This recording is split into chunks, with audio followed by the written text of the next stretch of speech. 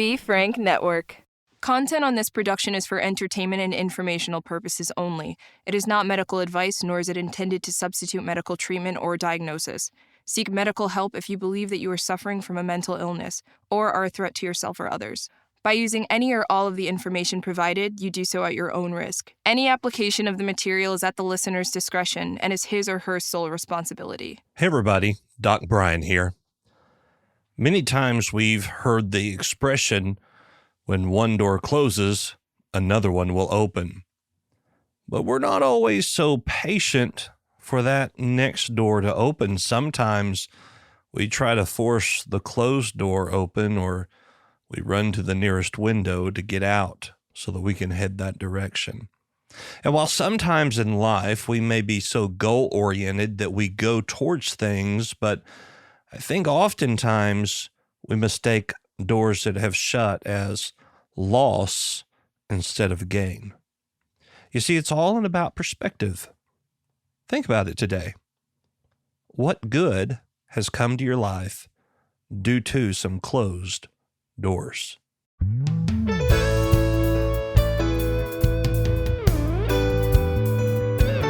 Everybody, Doc Brian here, and welcome to Doc Talks. We talk about people's troubles, trials, tribulations, and hopefully triumphs in life.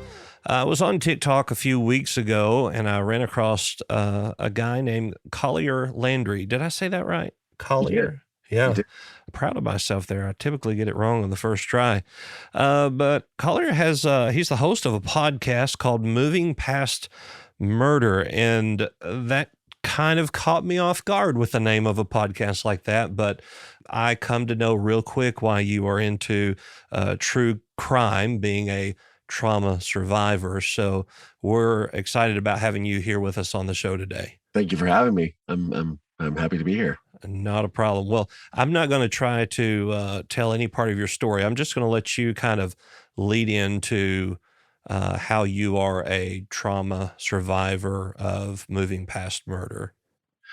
Sure. So I grew up in Ohio in a small town called Mansfield, which at that time probably had about 20 to 30,000 people in the county. My family had moved there from Virginia when I was about 5 years old. My father was a doctor. I grew up what I thought was kind of in a normal circumstance as far as a family dynamic, but I was extremely close with my mother and not very close with my father, who was a workaholic, who was abusive, very verbally, physically, had this sort of rage-like temper, and he wasn't around a lot. And I was always told, well, he wasn't around a lot because he was working and, he was a doctor. So I would go on like rounds with him when I was a kid to the hospital and things like that. That was sort of my relationship with him, and go on ski trips occasionally, things like that. But around Memorial Day in 1989, he introduced me. He took me to this house, and it was out in the middle of the country. And he had introduced me to a friend of his, and this friend was a young woman, and I had noticed them walking around a lake in the backyard, and he had his arm around her. And I asked my father, I said, why did you have your arm around her? And he goes, she's dying of cancer. She's very sick. I'm just comforting her, this, that, and the other, right? So I didn't think anything of it. About a month later or a few weeks later, it was Father's Day. And my father took me to his office, and then he went to get my dad would get like a tan. So we went to the suntan place, and the same woman showed up. And he's like, oh, look who's here. It's Sherry. And I noticed on her finger, she had a ring that looked like my mother's ring that I'd recognize. And I was like, oh, my mommy has a ring like that. And she just kind of giggled and whatever. And she gave us these radio controlled cars. Now, as I'm playing with the radio controlled car, I look over and my father is kissing her. But like, as I say, when I was a kid, like a tongue kiss. Mm-hmm. It was an intimate thing. And when we got in the car, my father asked me to lie to my mother and not tell her about Sherry, and to tell her that if I could do Daddy a favor and just tell her that he got me the radio control car for getting good grades at his office. So that night we went out. I got really sick. I was just so sick for lying to my mother. I felt so bad, and I was just wondering like who this woman was. So The next morning, I was playing the radio control car. My mother was sitting on the porch, and I was like, I have to be honest with my mother. And so I sat her down. I said, Mommy, I think Daddy's having an affair. And I told her the whole thing. And she very calmly said, well, thank you for telling me. I appreciate you being honest. And she went in, she got on the phone, she started yelling. And she basically said to my father, I want a divorce. Unbeknownst to me, that my father had been having extramarital affairs the entire time they were married. So they've been married at this point like 20 years. 21 years. And their sort of arrangement was, you can do whatever you want, just don't involve our kid. And the moment you involve Collier, all bets are off. And that's what happened. So this ugly divorce started proceeding. And my father was a very angry, nasty person. And on the morning of December 31st, 1989, at about 3:15 a.m., I woke up in the middle of the night to like a scream. And then I heard two loud thuds about 60 seconds apart. And then I heard 12 footsteps come down the hallway. And I slept with my door open. And what happened was I was laying in bed and I was terrified. And I could see the feet in my doorway. And I just said to myself, I was like, don't look up. Like something was telling me, do not look up. So I didn't.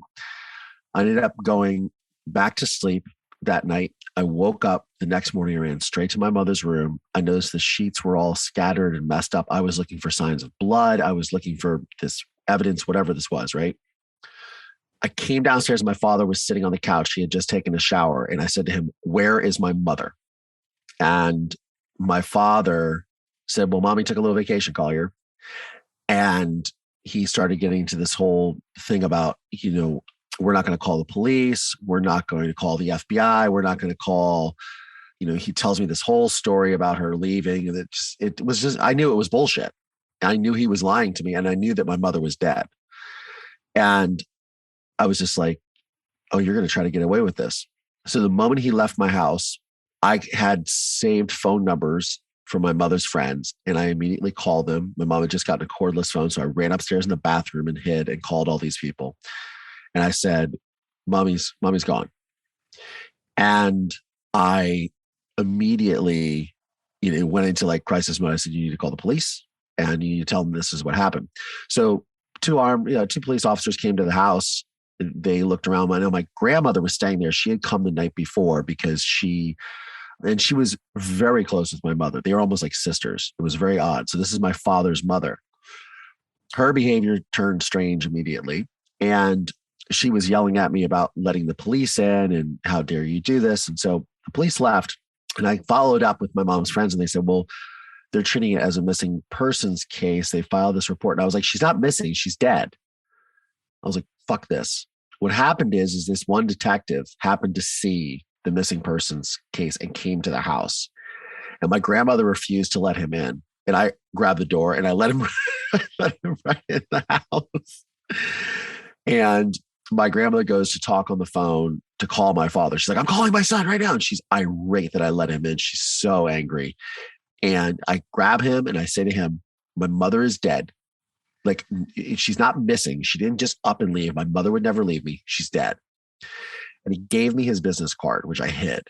And he laughed, he asked some questions, then he left because she was like, you need to get out of here. My son, this, that. And so he had come back the next day and was turned away because my father's lawyers were at the house now, his divorce lawyer, and said, oh, he's not talking to the police and that, blah, blah, blah, right? So I'm like, well, that's not going to work for me. So I go to school the following day because we're back from school because it's Christmas break.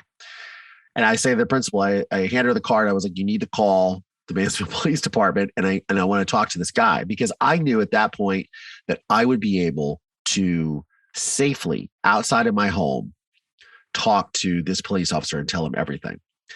And to this detective, Lieutenant David Messmore. And he came to the school and I told him everything. I told him about the divorce. I told him about the girlfriend. I told him about this.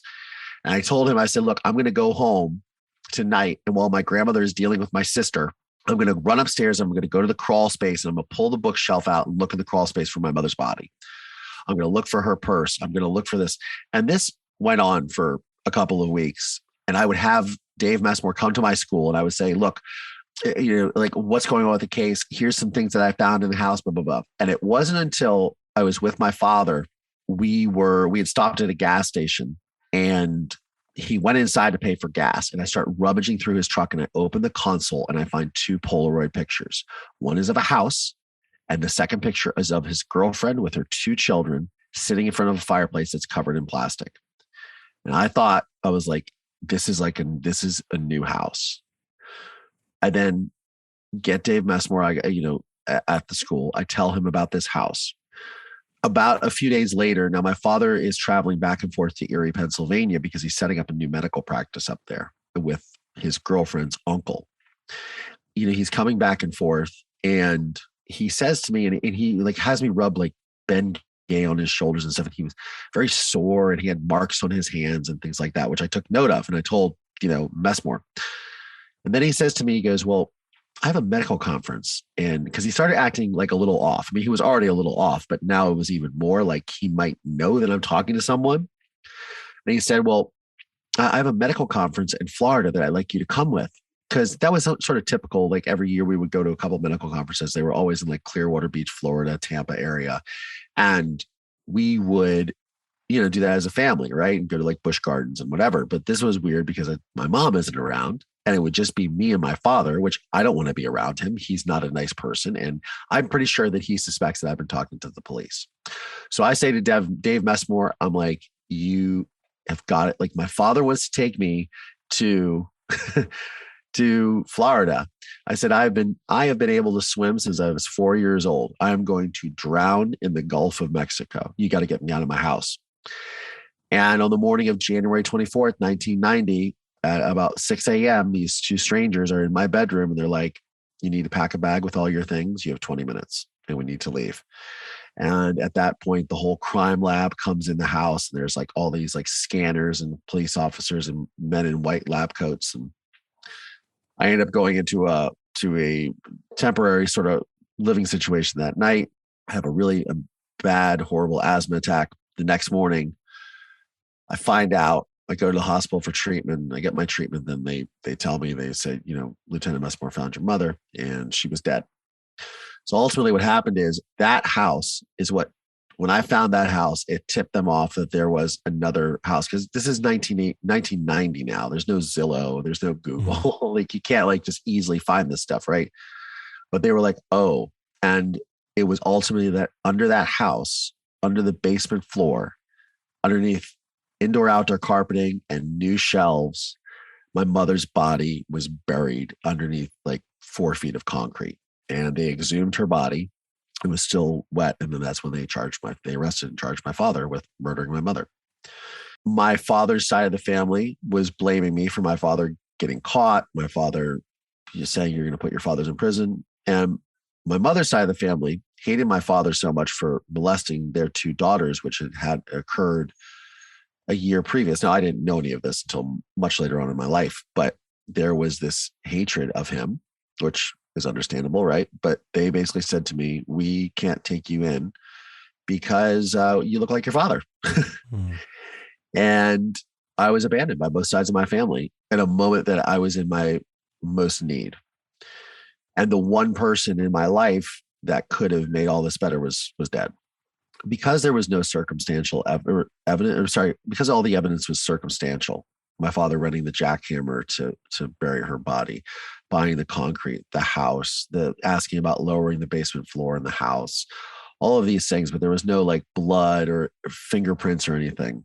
My testimony is what got my father indicted and is ultimately what, I testified at trial for it was either a day and a half or 2.5 days against my father for the prosecution because I knew he was guilty and he is still incarcerated to this day. I had to do all of that without any family support. Yeah, that was definitely the nadir of my life for sure. And I had to sort of find the strength, which I attribute to my mother. But, there weren't a lot of options at that point. Here's the thing. My life is already over as I know it. I had been taken out of my house. I said, "Oh, you can come back and get your dog." I never saw my dog again that I loved so much. I knew that if my father doesn't get convicted, my life is going to be over because he's Italian and like they don't take too kindly to that. He's going to make my life a living hell or stick me in a ditch. And I knew that, at the same time, if I don't testify, then I'm, not honoring my mother. I'm not doing the right thing. And ultimately, I'm also not I'm not really living my truth. I'm not doing the right thing. My mother taught me to do the right thing. And I knew what the right thing was. I knew that he murdered my mother. He wasn't going to get away with it. I mean, I had been leading the investigation for like the month before they discovered her body with the detective. And, I knew I had to stand up for her in court. And so I testified in court for like I said, for like a day and a half against my father. It was probably the hardest thing I've ever had to do in my life. And even the prosecution, they said, look, we don't need you to testify. We have enough evidence after the case and after, the whole thing, they're like, ultimately you testifying is what led to his conviction because he probably would have been convicted. Yeah. How old were you when all of this took place? I was 11 when my mother disappeared and I was 12 when it went to trial. So I was testifying in court, staring down my father at 12 years old. I was saying, you're a monster, you're a fucking monster. And I'm going to make sure you go to prison for murdering my mother because he did. And, I lived in this small town. I stayed there. I was finally adopted out of the foster care system after about a year into a loving family, but strangers, my family wanted nothing to do with me, both sides. And that hurt really bad, being rejected and not understanding why I was rejected because I'm thinking, well, why am I the adult in the situation? I grew up saying to myself, I don't want to be known for this, but I want to tell my mother's story. I need to honor my mother and I need to move on with my life. And the way to do that is to tell the story. So I didn't want to, the problem is where I grew up, like every time I would come in a room, people would be like, oh, that's the kid. So it preceded me. I wanted to go to a place where nobody knew who the fuck I was. And I decided I went to music school for a few years and I dropped out and I moved to Los Angeles because I was like, I need to tell this story. And I ultimately became a filmmaker and I never told anybody what my story was, my peer group or anything. I just became a filmmaker. I was working cinematographer. So I had seen a movie in 1999 called American History X. And it's about Edward Norton plays a neo-Nazi and it's about the ramifications of violence. And I said, well, whoever made that film really understands the consequences of violence. Because for me, growing up, the one thing that I was very cognizant of is I would see these stories or hear these stories and we would say, okay, the bad guy goes to jail, the state gets his restitution, the victim is dead, the judge's gavel hits, and we say next, and we never look at the consequences. We never examine like what happens to the ancillary victims, what happens to this, people have non-combat PTSD, what happened to the friends of the family, what happened to the son, what happened to the girlfriend. Like we never look at the consequences of these violent acts on people. So I had seen that film and I said, whoever made that, I want to help me tell my story. Flash forward 8 years later, my girlfriend at the time comes in and says this movie producer wants to photograph her for a coffee table book because she was a model. And so, well, what movies has he done? And one of the movies she rattled off was American History X. I said, let's meet him. And then John Morrissey and I became friends. And after a couple of years, he was looking, for a project and he wanted to do something. And I was like, no, what you need to do is what you did with American History X. I want to do a docuseries about the consequences of violence. And here, the best news is I have the rights to the pilot. And I gave him a book, which sits over my right shoulder here, of newspaper clippings from the trial and from when my mother went missing up until through the trial and through the year 2000 about the case. And he read it and he goes, he's like, this is your life. And he's like, holy shit, man, I'm so sorry. And I was like, no, I want to do something positive with this because this is why I came here. This is what I wanted to, this is what I've chosen to do with my life. I don't want my story, my mother's story, my mother's death to be in vain. I want to teach people from this. I want to examine the consequences of violence. I want to talk about this is what I'm most passionate about is showing people that you can come through extraordinary circumstances and seemingly insurmountable odds and defy them and come out the other side okay. You won't be unscathed, but you'll be okay. And I became, I've been passionate about that my whole life. And now it's very in fashion to look at the consequences of violence and what happens and it's very cool to be that person that talks about these things, and call it woke culture, whatever you want to label it as. It's just the thing of the moment, right? Mm-hmm. Back then, this was not what people were doing. And so that was really like one of the things that drove the fire in my belly, is to tell my story and to share these things. So, he said to me, he goes, well, I know someone who's won 2 Academy Awards for documentaries. I think she'd be really interested in this. And that was Barbara Koppel. And so over the next 5-6 years, we put together this project. I made a film called A Murder in Mansfield for Investigation Discovery. I'm the creator and co-executive producer. And it came out the end of 2018 and got very popular during the pandemic. And then I always wanted to start a podcast. And I started a podcast called Moving Past Murder, where I discuss not only my own story, I share my father's letters from prison. Like every few episodes, what I'll do is I have a bin of they're underneath my desk right now, of all my father's letters from prison over the course of almost 30 years. And I'll just randomly open one. I haven't looked at it, and I just read it. Just like I did in the film, there's the scene where I confront my father in prison. That's sort of how the whole film culminates. And because I did a TED Talk on the same subject. My impetus for doing all of this is I wanted to find out why my father murdered my mother. That has been my drive ever since I was a kid. And I wanted to equally share the message that you can stand up and do the right thing. And like I said, defy these seemingly insurmountable odds. But for me, it was a straight up passion of just trying to figure out why this happened. Why would somebody do something so horrific? And also cope with the fact that, like, I'm related to this person. This is my father. Am I capable of these things? So in my podcast, I examine all of these things, and I talk to other trauma survivors and people that have been through these types of circumstances, like Tara Newell from Dirty John, who took Dirty John's life, or John Meehan's life, as he was trying to kill her, and he ultimately would have killed her whole family, I believe. And she believes the same thing if it didn't stop. And, she's, half this man's size, right? But there's times in life you're called upon by whatever you want to call it to just stand up and face down evil. And that's what I was able to do as a child.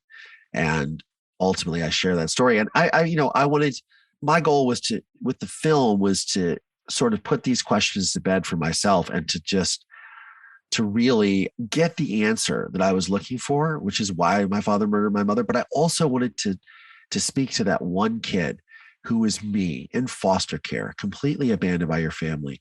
Your whole world is falling apart, and you don't know what's going to happen. You're just living in constant uncertainty. And I wanted to speak to that child, to that person, to let them know that it's going to be okay. And that was my goal when I did it. And the impact that it had was exponential, because the amount of people that had seen the film that reached out, because then it was on Investigation Discovery, became wildly popular. It's a very well-directed film. I mean, Barbara's won 2 Academy Awards, and it's and sort of my sort of superpower, if you will, is my vulnerability and my authenticity. And in the film, I am 100% vulnerable.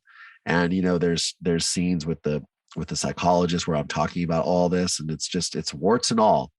And I feel that that's the thing that really has connected most with the audience. That's what connects most with the audience with my podcast. I mean, you saw me on TikTok, and I'm talking about these same things just straight to the camera, telling my story as it exists, as it happens. And it's amazing with digital media and these mediums. And look, like I said, I'm a filmmaker, but it's amazing to be able to share your story in these ways and impact so many people's lives. It's very cool. Yeah, absolutely. So you said, you did all this kind of with a passion to find out why your father murdered your mother. Have you got that answer, or have you gotten close to what you feel is the answer? Well, I mean, here's the thing. No, when you, not to, spoiler alert on the film, but my father is a sociopath and a psychopath and a narcissist. So people like that ultimately do not have empathy. It does not exist with them. So, right. And they don't feel sorry for what they've done. They don't think they've done anything wrong. They think that they've been the one that's wrong. I mean, I guarantee that my father still feels that, like, because my mother was getting a divorce, she deserved it, that she called him out on his bad behavior of impregnating a girlfriend, involving your son, your child into this, and then treating everyone so poorly and being an abusive husband and an abusive father. I think that they, he's like, well, damn her for getting a divorce. It's her problem. That's how these people think. So no, I mean, ultimately, yes, I did get the answer. And then, like I said, I've done a TED Talk, and the TED Talk is called "What if the answer you seek is not the answer you need, or the answer you find?" Right. So ultimately, what I discovered is I had set out so much so as to make my whole life a mission to tell the story so I could find out this answer. And then when it came time to get that answer, I didn't get what I was expecting. But ultimately, and I say this to my father, I say to him in the film, which is the last thing I say to him pretty much, I say, I believe that you believe that, because he's telling me this wild story. And there's my answer. Like, that is my answer. You're incapable of doing that. Like, I'll never get what I think this idea is of this perfect closure or this closing of the chapter. It doesn't exist. You won't get that. And ultimately, I think that that's what this is about, is being able to make peace with that. And that's what I talk about, on the program. And I talk about, obviously narcissism, psychopathy, sociopathy, and how these things impact people, but also just like being comfortable with the fact that that this is about you. I talk about forgiveness a lot too, because people had said to me over the years long before I made the film, but like when I would tell them the story, they'd be like, well, how do you forgive your father? You can't have forgiven your father. How could you forgive him? You're letting him off the hook. And I said, you're not understanding this. Like, the forgiveness is not about him. It's not for him. It's for me. Right. It's for me to forgive, and it's for me to move on. That's why it's called moving past murder, right? It's making peace with these things and going, because ultimately, like when I think about getting the answer of why my father murdered my mother, what answer would he be able to give me that I would accept? Right. You're a psychologist, right? You understand that. Like, what would actually ultimately be satisfactory to me? Nothing. Yeah, because you're a rational person. Of course. Yeah. Yeah. And so we ask the question a lot of times when people want these closure questions, we would say something to the effect of, to what end? Because whatever you get is not going to be the answer that you want to receive, whether it be the truth from that person or not. Because in my mind, anybody that can commit murder in that way lacks a lot of empathy and apathy as it is anyway. So, and man, but you got a double whammy there, losing your mother and then your mother's family not wanting anything to do with you and going into foster care. But my mother and my father's side of the family, both of them. Yeah. So does your father still write you letters? I haven't really had much communication with him since the film. I communicated with him during COVID because it was his prison that got taken over by the National Guard that made all the national news. And then that was it. And he's communicated with me a few times, but not for like at least 6 months. I don't write back to him. I stood up, I said that to him, I believe that you believe that. And that's my answer. I gave him a hug and I told him I loved him. And it was funny because I was being interviewed by this reporter, I think from the New York Times. And he was saying to me, he said, you know what moment when I watched the film just sums up you in 3 seconds. If I know everything about you in this 3 seconds. I said, what is that? He goes, when you stand up and your father just tells you, has just gotten done gaslighting you and, telling you all this, not giving you the answers that you're looking for. And you stand up and you hug him and you say, I love you, Pop, as he walks out of the room. That tells me everything I need to know about you, Collier. Like, you're that person. I was like, yeah, I guess so. So, I don't communicate, with him. He just turned 79 like 2 weeks ago. I don't know how I can relate to him. He's not a relatable person because he's not a human being in the normal sense, right? So for me, as I try to reconcile with all of that, it's a challenge. Like, what relationship would I ultimately have with him? I maintained a relationship with him for years because I wanted to tell this story. My father, when he comes in the room in the movie, he's got a big smile on his face and he's very happy to be there. And he's like, oh yeah, happy to be here. Because he thinks up until that point that I am making a movie to help him get out of prison. So he is, completely delusional. And he's just not, I say to him, right then I said, ever since one of the things I've been interested in ever since you murdered my mother. And as soon as I said that to him, like his whole demeanor changes. Then I read this letter that I wrote to him asking him to come clean about the murder so I could move on with my life. So everyone could move on with their lives when I was 13. And he read it, wrote refused and sent it back. Wrote refused on the side of the envelope. And I saved that for all those years. So as someone who is a trauma survivor, one of the biggest things that I notice or that I recommend to make it through is structure. Do you find that structure helps you to get through everyday life? And Well, it's interesting you said that. I just interviewed a gentleman 2 weeks ago named Dr. Angel Iskevich, and he wrote a book called The Art of Routine. I was very fascinated to have him on as a guest because I definitely feel, I mean, you call it structure, I call it routine. I definitely feel having a routine, or I guess having a structure in life, really does help you, lead you through trauma. I 100% agree with that. And when I get thrown off my routine, I get frazzled. I mean, I like to exercise. I like to be healthy. I like to do, certain activities. And when I'm not living that way, I get really anxious, or I get, and as I talk about these things more and more, I'm more aware of them. And as I share them, I'm more aware of them. And as I talk to other survivors, I'm more aware of them. And I realize how important these things are. So yeah, I would say a structure is important in trauma recovery for sure, because it gives you a way to feel like you're taking back control or you're taking back power, because these people come into your life and they create nothing but chaos. And there ends up being, there's a certain point where sometimes that chaos, it becomes so familiar that when it does leave you, you go, wait, hold on, where did that go? And you have to sort of come to this realization that, what you're doing, what is happening is, you were attached to that, but that's not healthy. And you need to, it's just like, even, there are obviously varying degrees of trauma, right? But people that come through like abusive relationships, right? Whether they're psychological, physical, or a mixture of both, they become so, it's like Stockholm syndrome, right? You become so detached, you become so attached to the control, the coercive control that person has over you, whether they beat you, whether they rape you, whether they belittle you in public, berate you about things.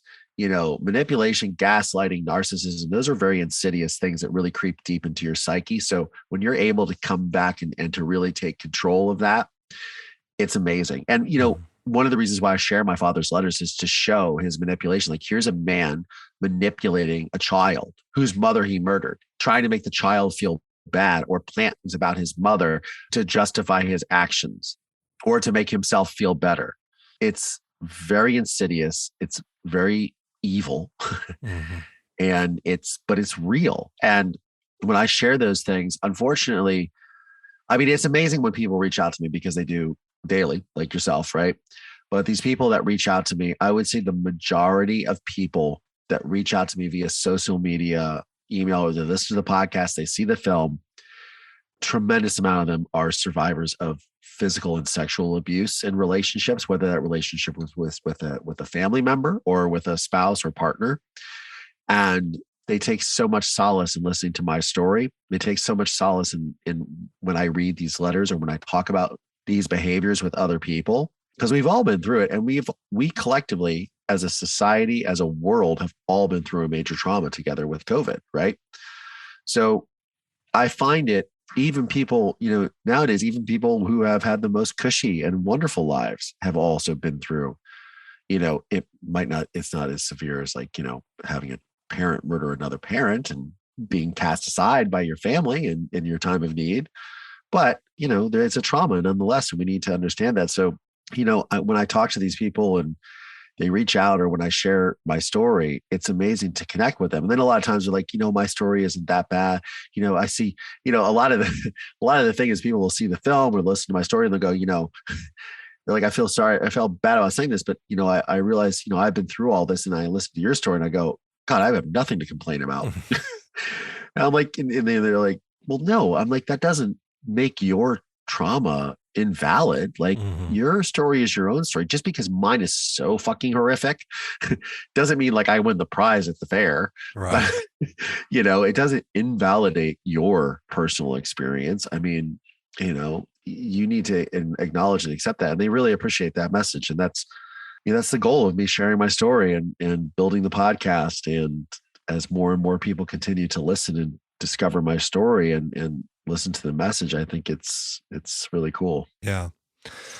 There's just something about hearing a story from someone that is one up of yours that gives us this certain comfort to know that your story is much greater than mine, but you are pushing through and you're surviving and you're thriving. So thank you for being with us here today. Could just tell us where our listeners can find you.